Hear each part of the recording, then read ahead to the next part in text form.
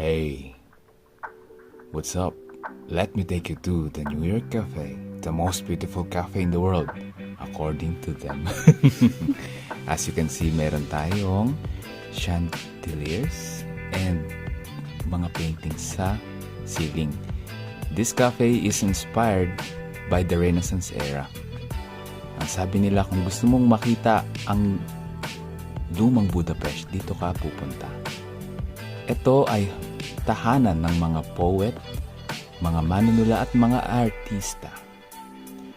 Pero dingid sa kaalaman ng lahat, nagkaroon din siya ng madilim na nakalipas. Nasira ito during the World War II and the Communist era. Ayan. Napilitan sila na magsara at na-restore na sila noong 2006. Yeah. Tapos, ayan, kinain mo. Ayan. Kumain nga pala kami ng ginto dyan. Ginto rin yung presyo niyan.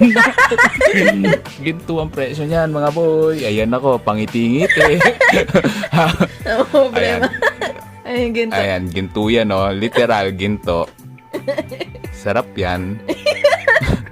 Sarap yan. Ang lasa.